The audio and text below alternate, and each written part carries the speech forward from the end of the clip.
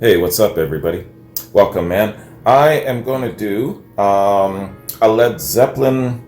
Um, is it an interview? I think it's some sort of a documentary, a little spotlight on, I guess, the many facets of Led Zeppelin, the lure of Led Zeppelin, so to speak. The other day, one of my longtime subscribers sent me this note, and the topic was "I challenge you," and and so anyway, let me read this shit to you, man. First off, a shout out to one of my long time subscribers, Harry Rogers, and what this is, well. Let me explain it to you in Harry's note. It's hard to explain. Harry says, Wayne, I'm one of your first subscribers. Hashtag been with you from the get.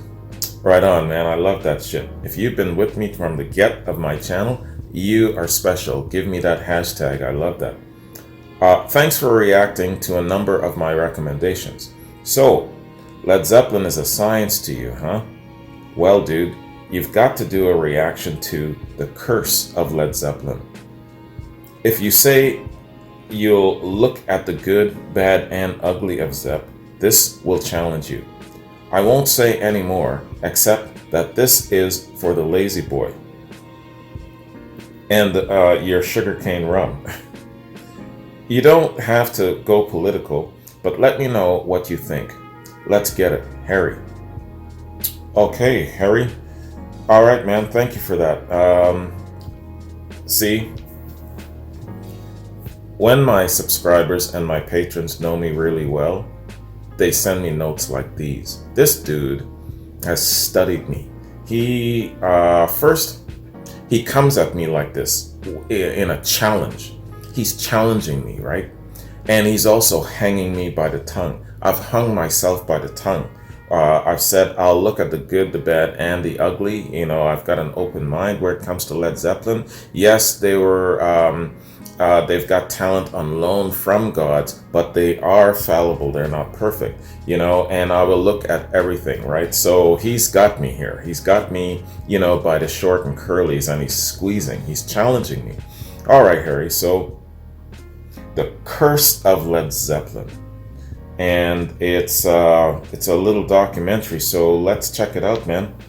I'm definitely, yes, I see Led Zeppelin as a science. And yes, I'll look at the good, bad, and ugly. Brother got me scouted, man. And yes, I'm on the lazy boy and I got my sugarcane rum, so it's all good, it's all set, man. So, Harry, this is for you, dog, for being one of my first subscribers. Led Zeppelin, The Curse of Led Zeppelin. Let's get it.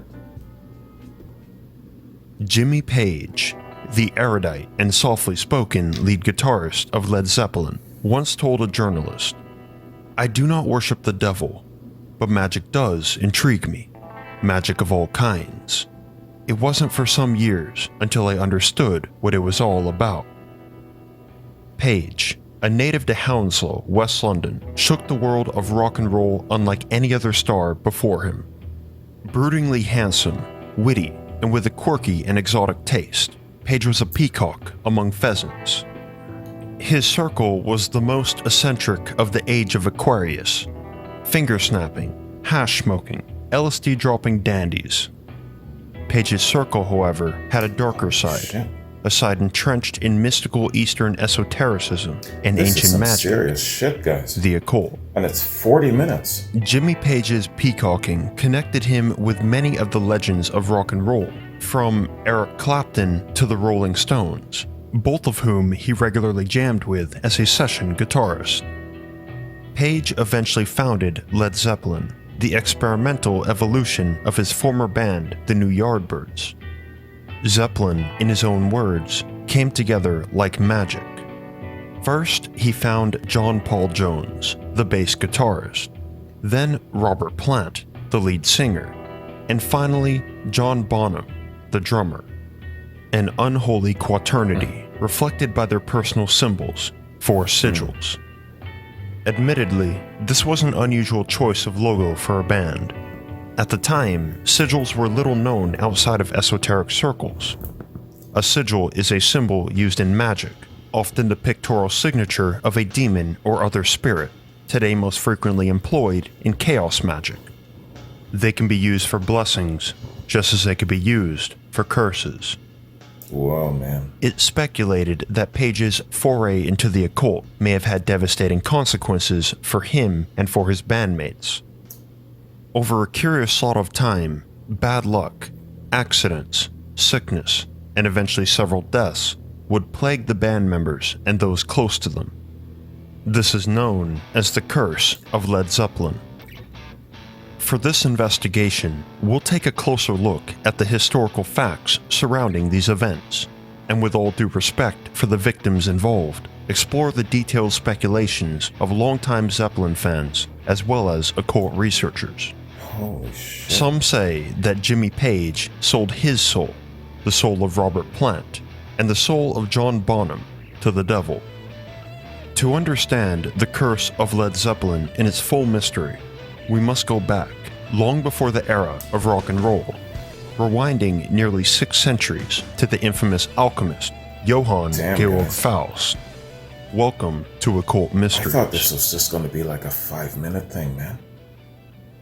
This is some... A pact with the devil, also known as a Faustian bargain, is a literary trope as old as time itself. Christian tradition tells that a contract with the devil is a transaction between Satan and a person. Satan delivers worldly goods, which the person exchanges for their soul. History abounds with tales of famed public figures said to have made pacts with the devil. The most famous of these tales is of Johann Georg Faust.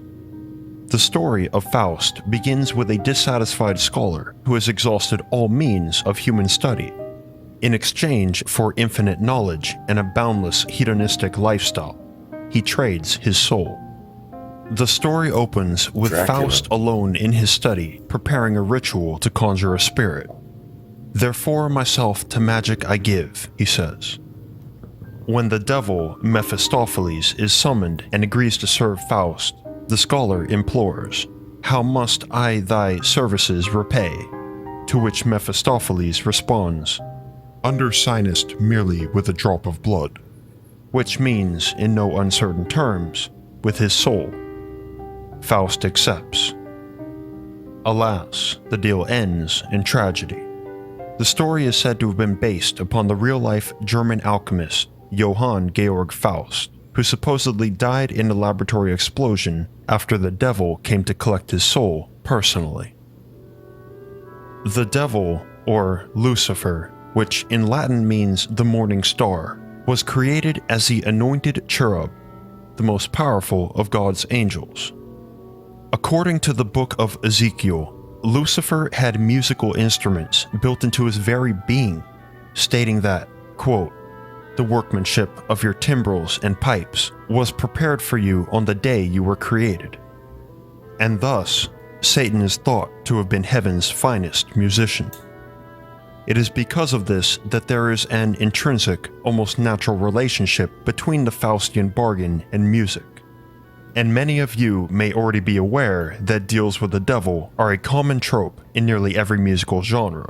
I wasn't ready for this. In the year 1713, famed Italian composer Giuseppe Tartini dreamt that the devil visited him and promised to serve him in exchange for his soul. In the dream, Tartini accepted and out of curiosity presented the devil with his violin. The Great Spirit began to play the most beautiful solo Tartini had ever heard. It left him breathless. When he awoke, Tartini frantically attempted to recreate the composition to the best of his recollection. This piece became the Devil's Trill Sonata, a composition noted for its incredibly difficult and technically complex double-stop trills, even though Tartini had only just taken up the violin 3 years prior. He went on to become one of the most influential violinists that ever lived. Wow.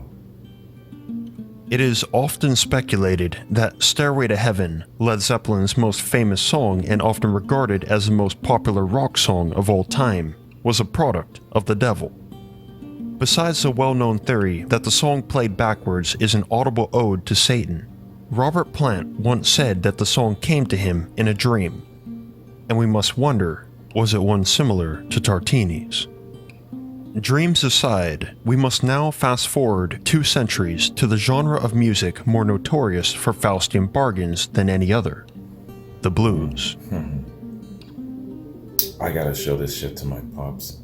Robert Johnson, who would be a significant influence on Led Zeppelin long after his death, began as a struggling blues musician from the Mississippi Delta, born around the turn of the 20th century. He is 27. perhaps most known not for his music, but for his alleged deal with the devil. Johnson is said to have approached the crossroads late on an October's evening, while the moon was full, and sold his soul to the devil, who came to him in the form of a large black man. The devil took Johnson's guitar and tuned it, completing the deal. The crossroads has long been associated with the paranormal. In both European and African folklore, the crossroads are a meeting point where the eternal truth touches the passing world. Stories of the crossroads were very popular among the southern African American community in Johnson's time. In Africa, the crossroad legend goes back as far as the Anansi people of West Africa. In Anansi tradition, the crossroads symbolized the making of decisions, spiritual communion, and the crossing of boundaries, both physical and metaphysical. Stories of the crossroads often do present a symbolic boundary. For example, in one version of Robert Johnson's Pact, the devil says to him, "If you take one more step in the direction you're heading, you are going to have the blues like never known to this world." Whether Johnson did sell his soul or not, we will never know. What we do know, however, is that prior to Johnson's supposed deal, he was considered by contemporaries to be an awful musician. He was said to have had no rhythm. He didn't have the blues. Johnson was murdered at the age of 27 by the jealous husband of one of his many girlfriends. A poisoned bottle of whiskey saw him crouched over, dead and bleeding from the mouth. What is perhaps most curious about Johnson's deal is not the Faustian bargain itself, as that's been seen hundreds of times, but rather the embodiment of the devil as a black man at the crossroads. In African esoteric religion, specifically Haitian voodoo, the guardian of the crossroads is Papa Legba. Legba serves as a gateway between the physical and spiritual worlds, providing a way for both to communicate with one another. Papa Legba is thought of as a trickster, but not a particularly evil or malevolent one, differing considerably from the Faustian concept of the crossroads devil. If we interpret the story of Robert Johnson through the lens of African religious folklore, then the dark figure Johnson meets is not a vile and despicable spirit, but rather a friend. In fact, folklorists have theorized that Johnson was a practitioner of voodoo, not Christianity. And this tells a very different scenario where Johnson did not visit the crossroads to sell his soul, but instead to ask his God for divine guidance and wisdom. The same outcome, however, might not translate to those who may have recreated his legendary actions with the wrong idea and intention. It may not be Papa Legba that they summon.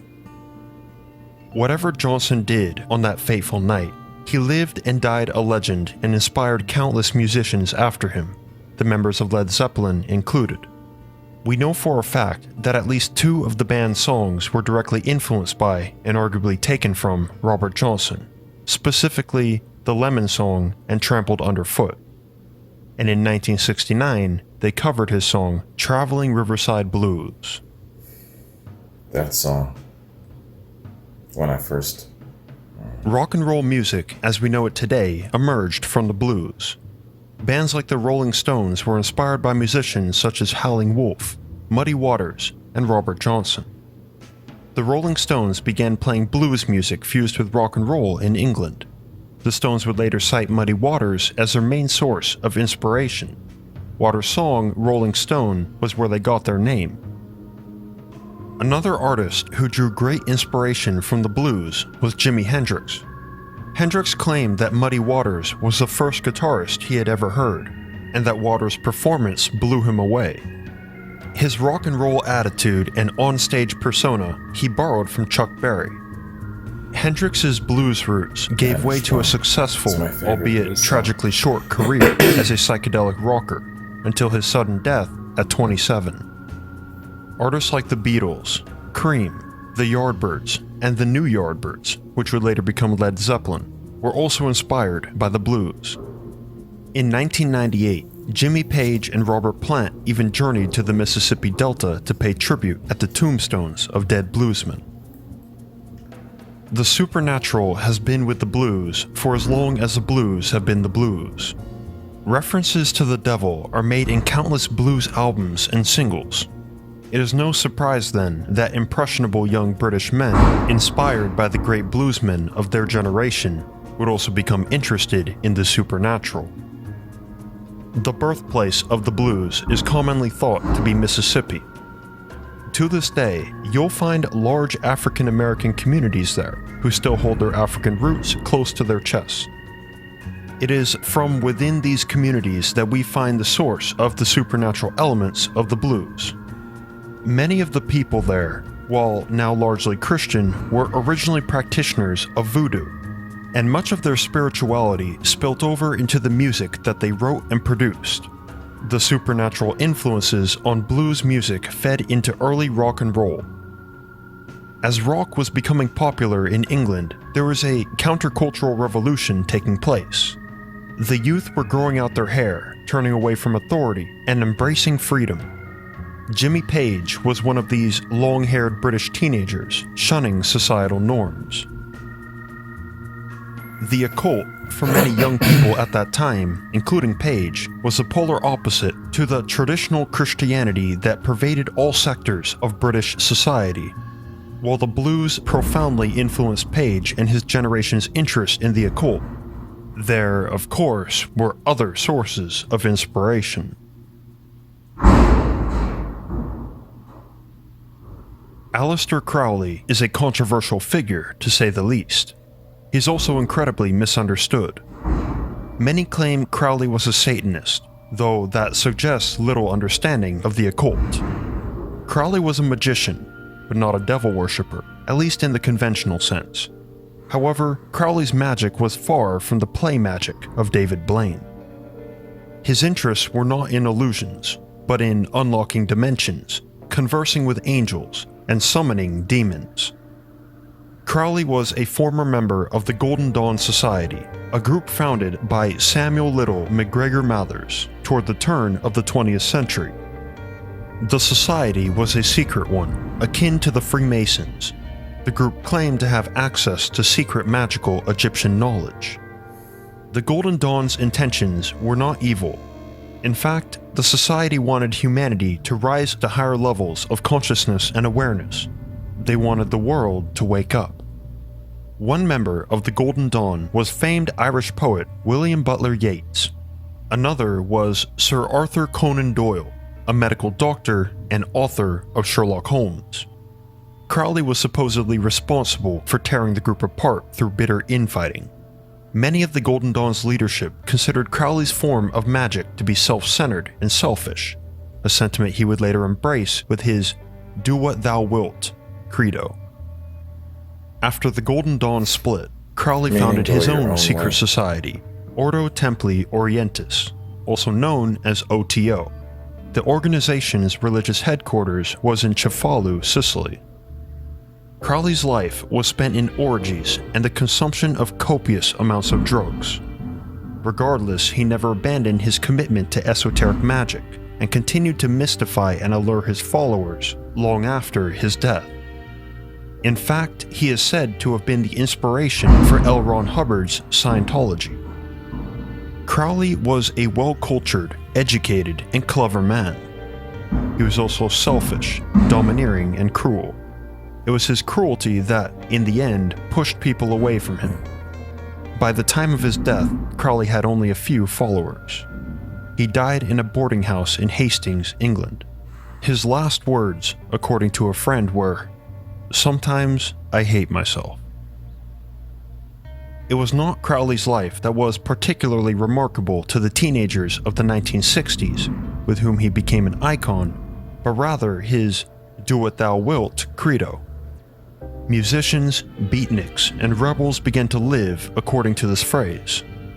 Ultimately, what Aleister Crowley and his teaching stood for was the rejection of society, self-gratification, and the pursuing of one's desires, however depraved and however abstract. It was this attitude that spurred the 60s countercultural revolution. Young people became emboldened, courageous, and were finally able to enjoy themselves through sex, drugs, and rock and roll. So the occult was fashionable, most certainly. But with all types of fashion, we find people who take them much more seriously than others. A contributing factor. One such person was Jimmy Page, who came, in a way, to almost worship Crowley, going as far as to join his organization, OTO, where he has remained a member for nearly 50 years. Crowley's particular brand of magic was inspired by a spirit named Aiwass, who he channeled through his wife while in Cairo. Thus, the magic he promoted was supposedly of the ancient Egyptians, which we can see from his religious texts and writings, as they are abound with references to a mystic, secret form of Egyptian magic.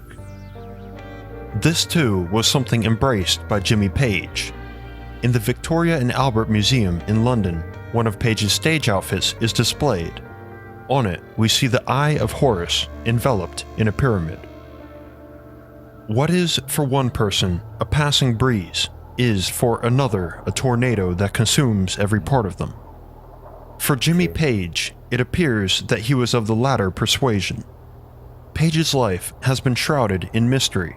He is an elusive and intriguing figure, and undoubtedly one of the greatest rock stars to ever walk on this earth. A rock star unlike any other.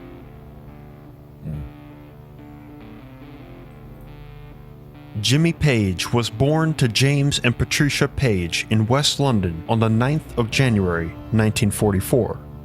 His father was a personnel manager at a plastic coating plant. His mother was a doctor's secretary. In 1952, Page's family moved to Epsom, Surrey, which is where Page first developed a love for music. His first guitar was a Spanish one, and he found it mysteriously in a cupboard in his home, as if by magic. He would later say, "I don't know whether the guitar was left behind by the people in the house before us, or whether it was a friend of the family's.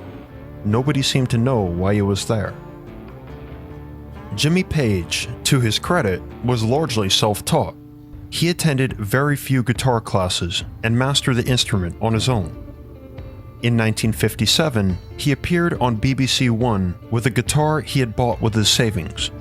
His first electric guitar he bought secondhand. From an early age, Page was a fan of the blues, citing Elmore James, B.B. King, Otis Rush, Freddie King, and Muddy Waters as his inspirations.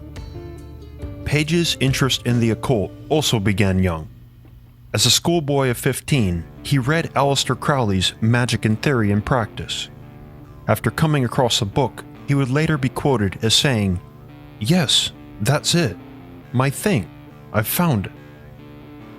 By the mid-1960s, Page had become an accomplished session guitarist and surrounded himself with groupies, hippies, and pot-smoking dropouts. The sex, drugs, and rock and roll, however, were not enough for the young Jimmy Page. After rising to fame in the Yardbirds, Jimmy founded a new quartet, Led Zeppelin. Zeppelin was quickly signed to Atlantic Records and managed by Peter Grant, who previously managed Chuck Berry and the Animals. Within a year, the band had gathered a cult-like following among rock fans in the United Kingdom, Europe, and United States. Fans immediately began to notice Page's fascination with the occult. In the few interviews he gave, he made frequent reference to the occult and his study of it. He once told a journalist that, "You cannot ignore evil if you study the supernatural as I do. I have many books on the subject, and I've also attended a number of seances. I want to go on studying it." and go on he did. Page is thought to have asked his bandmates, Robert Plant, John Bonham, and John Paul Jones, to perform a ritual with him that would cement Led Zeppelin's name in rock and roll history and set them up for life. The ritual, however, could not be spoken of. It would redefine their futures and that of Led Zeppelin. Among occultists, this type of magic is not taken lightly. It involves the conjuring of ancient spirits, the gods of men. These rituals, which would have been all too familiar to Aleister Crowley, should only be performed by experienced occultists and wizards, not half-stoned musicians, one practitioner would later claim. It is commonly thought that out of the quartet, the only member to refuse to participate in the ritual was John Paul Jones. The trouble started for Led Zeppelin soon after their rise to popularity, coinciding with the alleged ritual. Jones was his own man. First, Robert Plant was nearly killed in a serious car accident. Then, just 2 weeks later, his Aston Martin fell on top of him and crushed him, breaking his ribs. Perhaps this was an omen of the greater harm that was still to come. Wow. Perhaps the half-stoned rockers of Led Zeppelin were not as great magicians as they thought they were. I've never known about his Aston Martin crushing him. Almost immediately, Led Zeppelin's fanbase began to swell to become an indomitable and unforgettable rock force still adored by millions to this day. And as Led Zeppelin's fame grew, so too did Jimmy Page's wealth and freedom to practice the occult without restraint, financially or otherwise. Page purchased Boleskine House on the shores of Loch Ness. It was the former home of his idol, Aleister Crowley, and a supposed location of a ritual said to have torn the fabric of our universe and allowed evil unlike any other to enter into it. Crowley's mentor, Samuel Liddell MacGregor Mathers, had translated the medieval occultist grimoire, the Book of Sacred Magic of Aubermelin the Mage. His translation, albeit a poor one, was used by Crowley to perform a ritual to summon the 12 kings and dukes of hell. Now, Crowley seldom criticized himself, but even he admitted that his rituals at Boleskine House had gotten out of hand. After his housekeeper's 10-year-old daughter and 1-year-old son died suddenly and inexplicably, Crowley abandoned the property. He would later claim that a former employee of Boleskine House turned by the evil he saw there and attempted to murder his entire family. To this day, locals claim that evil spirits walk the grounds of Boleskine House, and it's easy to see why they might. In 1965, the new owner of the property, an Army major, took his own life with a shotgun. Friends of Jimmy Page and visitors to Boleskine House would claim that at dusk, as the sun disappeared, that the patio and gardens would become awash with shadows, phantoms, and specters, the residue of a century of ritual magic. Servants and maids came as quickly as they went, all agreeing that the home was pure evil. In 1992, after spending less than 3 months living there in his 22-year ownership, Jimmy Page sold Boleskine House, stating that bad vibes ran through it. In 2015, the most recent owners of Boleskine House returned from a trip to the grocery store and found the manor set ablaze.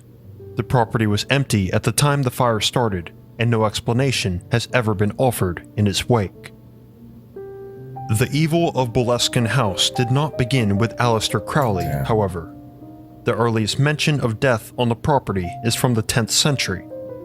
According to legend, a church once stood on the property's grounds, but, like Boleskine House, was set ablaze and burnt to the ground, trapping the entirety of its congregants inside. The cemetery, which sits at the foot of the hill Boleskine House stands on, has long been the site of cult rituals. A hidden tunnel linked the manor to the cemetery, supposedly to give the property owners quick access to the graveyard to prevent body snatching, which was, at the time, very common. But returning to Jimmy Page, his obsession with Aleister Crowley was not limited to just buying his one-time home. Page bought an esoteric bookstore which was a namesake of Crowley's journal, The Equinox.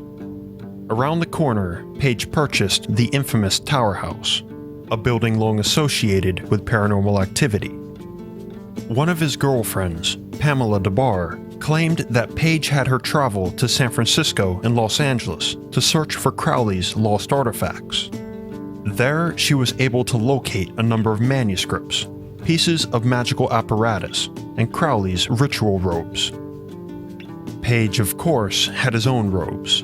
He often arrived on stage wearing custom-made, one-off costumes. Possibly the most notorious of these was Page's infamous dragon suit, a black one-piece embroidered with his personal sigil, a full-length Chinese dragon, and astrological symbols. Experienced occult practitioners assert that Page's costume was indeed a magical robe used in on-stage rituals. Page's fascination with Crowley spilled over into Led Zeppelin's album covers and artwork too. On Led Zeppelin 3, carved into the vinyl with a stylus, we find the inscription, "So mote it be," on one side, and on the other, "Do what thou wilt." Do what thou wilt is a core article of faith in Crowley's Thelemite belief system and powerful magical incantations. The infamous magician and friend of Page, William S. Burroughs, believes strongly in the power of electrical magic, the idea of harnessing electricity to perform occult rituals. So a Thelemite magical incantation spinning on millions of turntables across the world at the same time would make for a good example of this. The other phrase, "So mote it be," originated among the Freemasons. In English, it is customary to end a prayer with the word Amen, which is a Latin word meaning "so be it." The word mote in English is an archaic verb that means might or may. So mote it be then means so may it be. In Freemasonry, every ceremony ends with these words, which is likely where Jimmy Page took it from. However, there is a more interesting theory. In the Arabic language, mote or al-mote means death. So mote it be could, in theory, mean so death it be. When we consider Page's fascination with Eastern esotericism and ancient Egypt, the theory holds some weight. By Led Zeppelin 4, the occult symbolism became painstakingly obvious, as if Page no longer made any attempts at hiding it. On the inside of the album's cover was a painting of the Hermit, a tarot card symbol. And from left to right on the inner sleeve were 4 sigils, representing Page, Jones, Bonham, and Plant, respectively. Most of these sigils can be traced to Rudolf Koch's 1955 Book of Science, a work featuring a collection of ancient magical and alchemical symbols from across the world. Sandy Denny has hers as well. Robert Plant's sigil is said to be the Feather of Truth, a representation of the Egyptian goddess Mayet. John Bonham's was the least occult-like, a simple drum kit. John Paul Jones' sigil was a Celtic symbol, co-opted by Christianity to represent the Trinity among the Britons. Page's personal sigil, an inscription that reads Zoso, is harder to pin down, however. Some say it originated in the famed black magic grimoire Le Dragon Rouge, an arcane text which contains detailed instructions for making a pact with the devil. Page has publicly claimed that he will never tell anybody what the sigils mean, not least his own. This is interesting in and of itself, as occultists and chaos magicians ascertain that a powerful sigil must not be spoken of after the spell is cast, or the spell will backfire. Page purportedly once revealed the meaning of the sigils in a quiet moment to an intoxicated Plant. Plant would later say, "I was wasted at the time, and by the next morning, I had forgotten. I asked him the next day to tell me again, and he said he couldn't. or wouldn't. He was probably wasted. The band too. members themselves were not the only ones to receive their own personal sigils, however. Sandy Denny, a frequent collaborator, even got her own, perhaps to her detriment. Denny would, sadly, become one of the first victims of the alleged curse of Led Zeppelin. In 1976, she suffered a dramatic downward spiral of mental illness and began throwing herself off of flights of stairs. In 1978, Denny was found at the foot of a staircase in her home, having fallen into a coma from which she would never awake. Wow.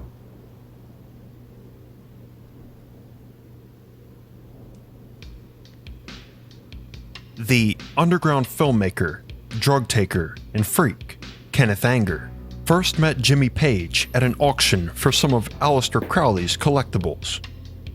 Page outbid Anger. The two became close shortly after, and Anger commissioned Page to compose the soundtrack for his latest project, Lucifer Rising. Fair warning to all of you watching, the film Lucifer Rising is believed by occultists to be a form of electric magic, similar to the vinyl etchings on Led Zeppelin 3 mentioned earlier. The entire film is likely a ritual in and of itself. In theory, by watching the film, you participate in the ritual and sacrifice your own energy. So for that reason, I won't show footage from the actual film here, only stills. Lucifer Rising had, at that point, already been a chaotic production.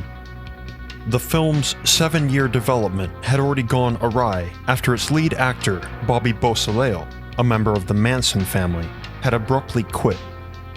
Beausoleil stole rough cuts and cameras from the studio, and to take his revenge, Kenneth Anger constructed a magic talisman, on which one side there was a likeness of Beausoleil, and on the other, a toad. Beausoleil would end up in prison for life within a year of the curse. Jimmy Page happily agreed to perform the soundtrack for Lucifer Rising. Time would tell, however, that Anger could not work with Page, as he found the rock star's drug addictions impossible to accommodate. After multiple delays, Page only delivered 20 minutes of music out of the 40 that Anger had paid for. Anger was infuriated, and equally, Page became annoyed with Anger's demands to complete the job. The project degenerated, Page pulled out, and he evicted Anger from Boleskine House, where he had allowed the filmmaker to live rent-free. In response, Anger flamed in the media, and publicly placed a curse on Jimmy Page and his band. This curse, many claim, marked the beginning of the end for Led Zeppelin. I've never heard this stuff before. While Led Zeppelin had already experienced its fair share of tragedy, the real problems only began after Anger's supposed curse. Mere months later, Robert Plant was nearly killed in a second, albeit more serious car crash, where he drove off of a cliff in Greece. The accident nearly claimed his life and that of his wife and his child. Plant was wheelchair-bound for several performances afterwards. Then, as soon as he recovered and prepared to tour, he was struck with serious laryngitis, leaving him unable to sing. Goodness. Plant's laryngitis caused the band to cancel the tour that was set to be Led Zeppelin's biggest tour ever, with tickets selling out at a rate of 72,000 per day. This shocking cancellation was a catalyst for a riot in Cincinnati, where disgruntled and scorned fans stormed the planned venue.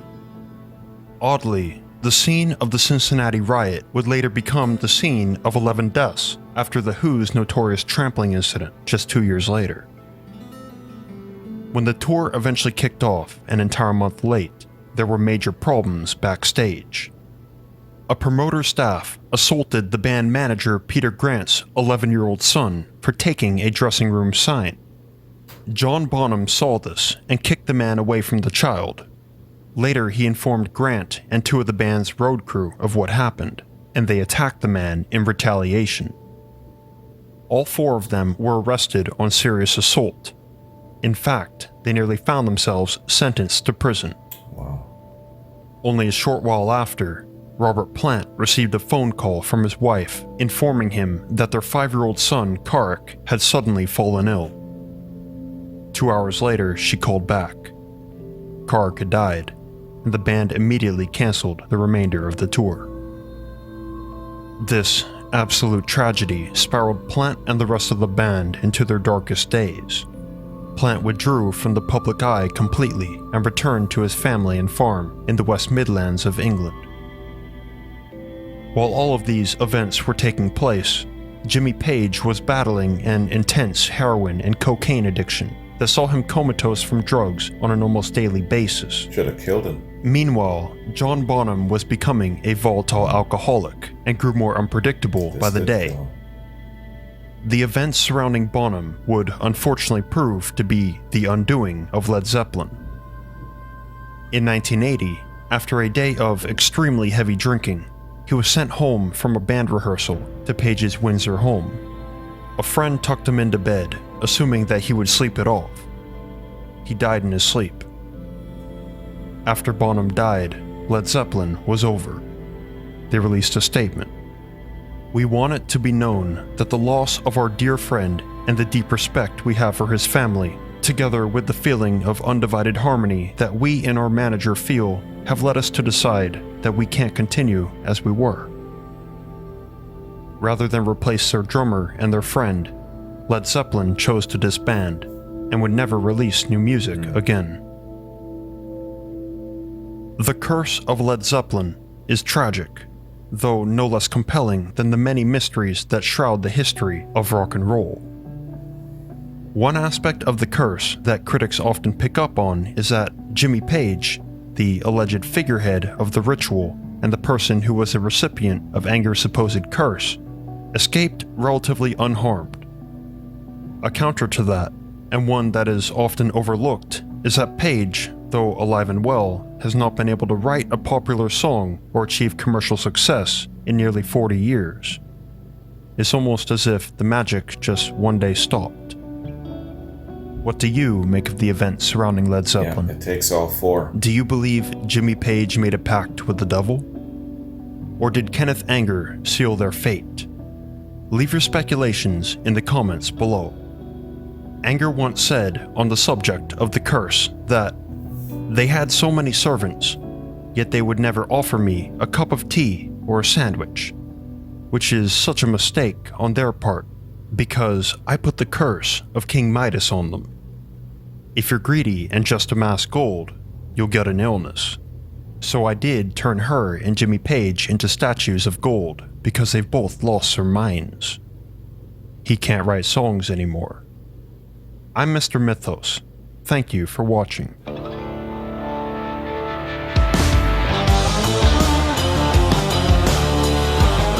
Wow.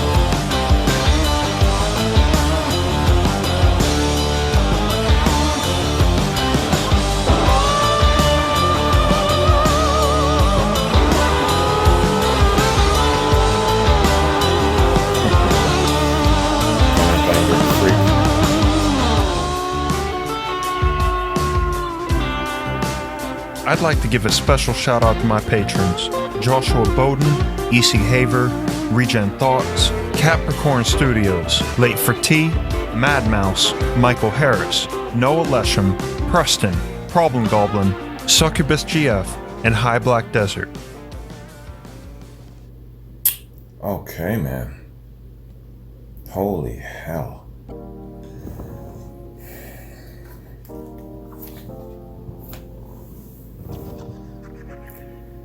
First off, apologies guys. I was going into this kind of in my mind feeling that it was like a 5-minute thing, a 5-minute YouTube presentation, but this is a full out deep dive into some serious subject matter. I wasn't ready. Mentally, I wasn't ready, man. Holy cow. Harry, you are just, yeah, man. You talk about a challenge, let me tell you. But before I get into this, because I got hella lot of stuff to say, let's take a quick break, man. The sugarcane rum is just flying through me. My bladder is full as hell. So, let's come back in a minute and let's have a chat, all right? Peace. Okay, everybody, we're back again, man. Yeah, first off the top of my head, before I forget, I want to say to the person who was doing this presentation, fantastic job, man. Holy cow, 40 minutes just had me totally, engulfed in it all, Mr. Mythos. And this only has 25k views. Holy cow, man. It should be 25 times that. But yeah, man, good for you. Good on you. Good props. That really, really good job that you've done there with the background, blowing it up, giving the whole big picture, going back in the very, very beginning of the roots of rock and roll, where it all started, and the part that this mythical element played in laying the foundation for what we now know and love as rock and roll classic rock. It all came together. So, well, what do I have to say about this, Harry? What I will say is this. There's a lot of stuff presented here in this presentation, and I've heard and I've seen comments made by people before about Led Zeppelin, and yes, they've sold their soul, and Jimmy was this, and Jimmy was all of this, and all of that sort of thing, and all of this sort of stuff, and that's fine, and therefore they're not going to listen to Led Zeppelin because of these elements and all of these things. That's fine, to each their own. What I will say about this, because, Harry, you've challenged me and you want to hear what I have to say about it, is, I had a whole bunch of thoughts. And what I did was I basically, before I went to the bathroom, I just put my thoughts in little bullet points real quick, so that I can kind of keep myself on track and not go off too long. What I'm going to say about it is this.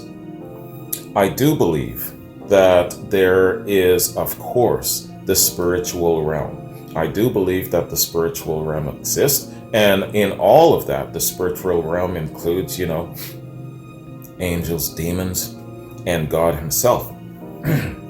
Now, a lot of people will say that there are also other elements out there, like ghosts and all of these different sorts of things.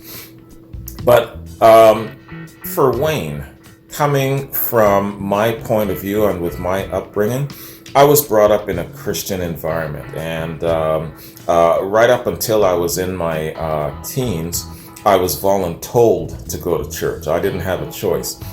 And, listening to Sunday school and the sermons and all of that sort of thing, sometimes I was listening, sometimes I wasn't. But I got enough of an overall big picture from a Christian's point of view about the spiritual realm. And let me give it to you like this. I'm not stuffing it down your throat or whatnot, but you're listening to me, right? This is my channel. This is my point of view. This is how I see things in the world, the spirit world. There's God. There's angels and demons. Demons being fallen angels, disgraced angels, cast out from heaven. And then there are human beings. That's the spirit realm. According to my Christian upbringing and my Christian beliefs, God, demons and angels, people, we make up that spiritual realm. The greatest of all that, of course, is God, because God created everything else. He created angels, he created demons, he created human beings. Where it comes to people getting their gifts, selling their souls in exchange for gifts and all of that sort of thing, there is no other power and authority greater than that of God. So if you are a musician and you are going to sell your soul to the devil in exchange for a musical gift, you're misguided. Why? Because gifts of the Spirit only comes from God, comes from God alone. The devil, Satan, whatever kind of incarnation that you seek to worship or whatever the case is, they don't have that ability. It's not their ordination, right? That only comes from God. So when you're talking about Led Zeppelin and their talent, First, their talent comes from God, right? Whenever I say talent on loan from God, that's what I'm talking about. Their talent comes from God. That's the first blessing. The second blessing is they're coming together as a group, right? That's the second blessing. So there are two things about Led Zeppelin that's just fantastic where it comes to divinity. Their God-given natural talent individually, and then the coming together of those four people to create this magnificent body called Led Zeppelin. That's all I care about. That's all I care about. Everything else is just basically just fluff that could fall by the wayside for me. You might believe in other things. You might have different approaches to your belief outside of mine, and that's okay. I'm not going to attack you for yours, but these are mine. So I believe that depending on how deep Jimmy went into this, and if he was actually indeed going towards exchanging his soul for the gifts to be able to be a great musician or whatever the case is, I believe that he was misguided and that he was going about it the wrong way, right? Because unbeknownst to him, he already had that God-given gift. And the blessing was him finding what he was looking for. If you seek, you will find, as God says, right? Search and you will find it. Knock, the door will be opened onto you. So Jimmy was seeking. He was searching. He was looking. And unbeknownst to him, these were already God-given talents and abilities that was already his to claim. And he was claiming it. He was claiming the desire to be paired with a bunch of people who could help him to achieve his vision, achieve his goal, his passion. That materialized in the form of his three bandmates and Peter Grant, certain people who helped him to get to where he wanted to go. It wasn't necessary for him to take these routes, but he didn't know that, right? That's what I believe. Also, in his practices and whatnot, I don't believe that he was an evil person. I don't believe his intention was ever to hurt anyone, to be an evil person, to achieve a certain objective by stepping on the necks of and taking the life or the livelihood from anyone at all. That's all I need to know about the guy, right? Because you heard the story of the prodigal son. We can all go off. We can all be wayward sometimes. We can all sin. We've all fallen short. You remember all of those teachings in school?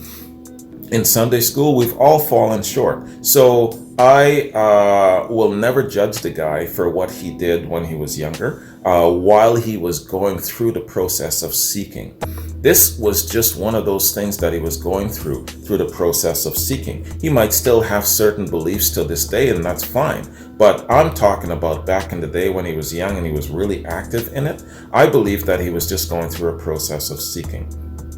So that's pretty much what I got to say about this, where it comes to the spiritual realm and the curse of Led Zeppelin. I do believe that curses do exist and that they can be cast upon someone. The reason why I say that is if you were even looking at some of the stories in the Bible, you know, people had demons inside of them and all of these things. Well, if you give a demon a foothold, the demon will take possession of that. It's like a piece of real estate. If you leave yourself open and it's just an open invitation for anyone to just walk right into your house and take residence, then they will take over your residence, just like your soul, right? Just like your body. So if you leave yourself open to demonic possessions, demons claim that as their right of possession. For example, when you take certain drugs, you open yourself to being possessed by that sort of bad stuff. When you hang out with people who read the Satanic Bible and they take part in all of these kinds of activities, you're opening yourself because you're there and you are promoting it, encouraging it, so there's a process there where you create spiritual real estate.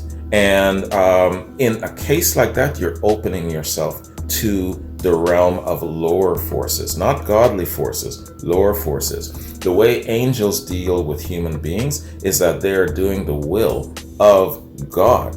And God is connected through humans through their prayer source and through their godly behavior and all of those sorts of things. And angels are energized to protect you a little bit more because of your relationship with God, which is the power source, right? It's different where it comes to the demonic realm. Demons are like scurrying little dogs, and they will try to find the back roads to possession. So, good sources and bad sources. I believe that Jimmy Page had God-given gifts already, and that the blessing for Led Zeppelin was the fact that he was already putting these things into play. He was putting it out there. It's the law of attraction, which is a blessing from God, which is one of those spiritual gifts that we've been given from God, that we have the ability to think and create. Think and Grow Rich. You've read that book? So Jimmy Page, unbeknownst to him, was already creating Led Zeppelin through his God-given gifts that he was cultivating from when he was young, and through the desire of what he wanted to create based on his vision and the actions that he was taking. He didn't need to go this route at all. It wasn't necessary, but he didn't know that, right? That's what I believe, guys. I can, of course, get more preachy, but I won't. And it also falls in line with that passage that says, I forgot who said it, follow your bliss. Follow your bliss, because when you follow your bliss or the desire of your heart to create or whatever it is that you're looking to achieve, you will have doors open to you, and specific doors that are reserved just for you alone, right? So follow your bliss. Jimmy Page was following his bliss. Doors opened to him that might not have been open to anyone else. Peter Grant might not be willing to work with anyone else but Jimmy Page. So he was creating in his mind's eye, in his desire, something very, very unique. And that creative process came from the godly source. No other sources. Why? Because the creative element is a gift of the Spirit given to you by God alone. Demons don't have that. Satan doesn't have that. The devil doesn't have that. Nobody else can give that to you. What you have as an individual is uniquely you, given to you by God, right? And that's what I know. That's what I've been learned. That's what I've been taught. That is why I give Led Zeppelin so much props for their talent. Because now, it's an entertaining thing, and Robert Johnson selling his soul, Eric Clapton sings Crossroads and all. I can see it for what it is, and it's an entertainment element. I can separate it. But when you are hitting me up with very, very serious subject matter like this, I'm gonna have to be serious with you and give you my real take. So this is my real take, guys. Jimmy Page has his gifts given to him by God. The coming together of Led Zeppelin was a blessing to him by God. Why? Because he was seeking, he was searching, he was asking, and he was putting all of those things in motion. The law of attraction is a gift to all of us by God. Jimmy Page was using all of that, unbeknownst to him. All right, so my note. I'll also say this. Again, Jimmy Page is not an evil person. He's a good person. And good can come from bad sources. The sources of all of these different things that he was doing, even though it's attracting bad spirits and all of those, he is a good person. Good can come from bad. What do I mean? Here's an example. I once read this novel. It's a novel about spiritual warfare. between angels and demons, and how angels and demons work, and how their power source and all that stuff works. And this novel gripped me, man. It had, I can't remember how many hundreds of pages it had, but I didn't put that book down for an entire week. It only took me like 4 or 5 days to read this book, man. I swear, I think it was like a 500-page book. Anyway, it's called Piercing the Darkness by Frank Peretti. And I couldn't put this book down. What it was, you had angels on this side. You had demons on this side. In the middle, you've got human beings. And we were following the story of one single person. I even remember her name till this day, 30 years later, Sally Beth Rowe. And she was born into a satanic cult. And of course, they were going through all of their practices and all of this sort of thing. And she was brought up with it, but there was always something nagging in her core saying, yo, you know what, this is off, something is off, I gotta go and seek, I gotta go and investigate. And so even before she took action, she already put it out there. Okay, I need to know the truth. That was enough for the angels to start giving her prompts. Read this, read this, read this. This will lead you to some truth. And then, of course, on the other side, you've got the demon saying, promoting self-doubt and all of these different sorts. So it's a tug of war. And one day, she decided to just have a prayer with God. And that just completely gave the angels lots and lots of power to fight the sources of the demonic realm. And so it was a back and forth over the soul of this person, Sally Beth Rowe. Eventually, the good forces of the angels and God won. But it's just going to show that good can come from sources of bad. Inherently within the core of his being, Jimmy Page is a good person.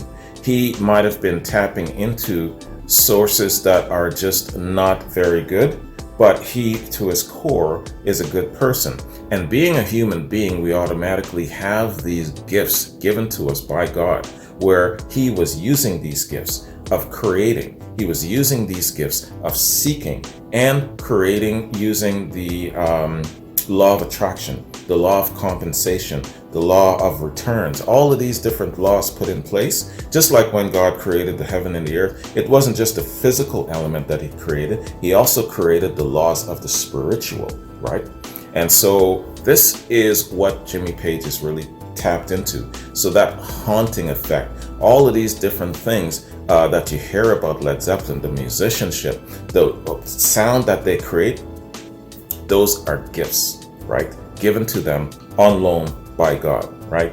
He'll give and he'll take away. So maybe Led Zeppelin is cursed, but you know, where it comes to curses and where it comes to all of that, you don't need to go to some rabbi or all of these different types to break a curse. You know, you can have a conversation with God just like I'm having a conversation with you. Hey, I've got some issues. Lead me to the right way of getting rid of these issues. You know, I know that you've got the authority to break all of the bonds in the world. Help me out. And that's all you got to do. You don't need to go seeking a damn priest and pay him 25 grand to help break a curse and shit like that, right?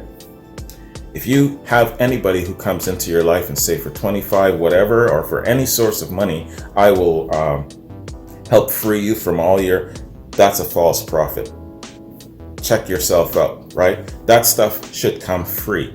Anyway, guys, this is as political, as religious as I'll ever get. I was challenged by Harry, and he wanted to hear my points of view where it comes to the creativity of Led Zeppelin and the science of how I break things down with them. So I won't go any further. The last note, or the last point I'm going to say is this.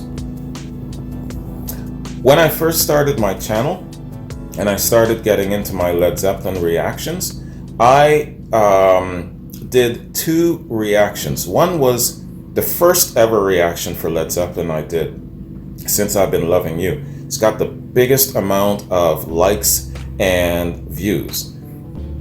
And then the second after that is Misty Mountain Hop. Misty Mountain Hop has the most amount of comments of all of my 600 reactions I've ever done, of all of my Led Zeppelin reactions. Why? Because at the back end of that reaction, I asked a question and I said, listen, I want to talk to Christians. I got a question for you. If someone challenges your faith about the fact that you like rock and roll, what would you say to them? Because I had something happen to me, and you guys have heard this story a million times about my buddy's mom. And so what happened as a result is that my comment section blew up. I mean blew up. And people from all walks were coming into the comment section, just dropping whatever, of course everybody's encouraged to give an name. But it turned into, in many cases, a pissing contest between a lot of folks. A lot of Christians came in, and some good Christians, some not so good Christians, and they were dropping their thoughts, and they were getting insulting people in general. And a lot of people were just littering my comment section, copying and pasting.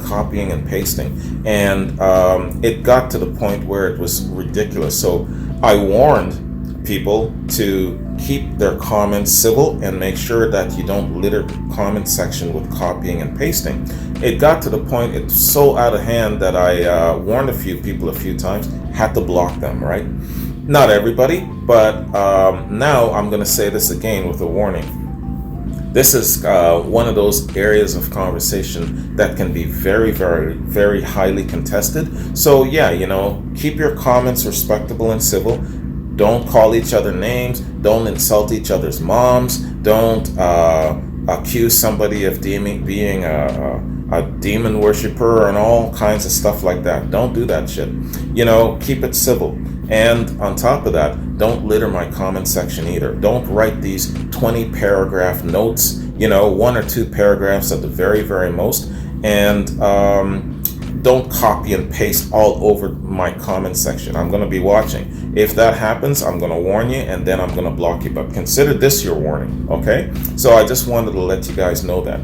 That long explanation and that example from Misty Mountain Hop, I still remember that to this day. Anyway, having said all of that, this is just my opinion, guys. It has nothing to do with you. You take it or you leave it. It's all good. It's just my opinion. Anyways, thank you very much, Harry. I appreciate this. This is certainly very, very different in regards to my Led Zeppelin reactions. But I did say that I want to get into a different approach to Led Zeppelin with interviews and different things like that. And if I am treating it like a science, yes, man, the good, the bad, the ugly, and the mythical, whatever, it's all good, man. But thanks very much for joining me. Thanks very much, Harry, for this recommendation. Hope you guys like this, and if you didn't, that's fine. Keep it civil if you're going to say anything. If you don't have anything to say at all, anything good to say, don't say shit. Right? Because if you come into my comment section, I'm telling you right now, and you drop some poison, it's the last time you're going to visit my channel. I'm going to block your ass right away. Just so you know that. That's how I roll. All right? Be respectable of me and especially of my guests in my comment sections. That's all I got to say. Have a good one. Take care, and I'll catch you later. Peace.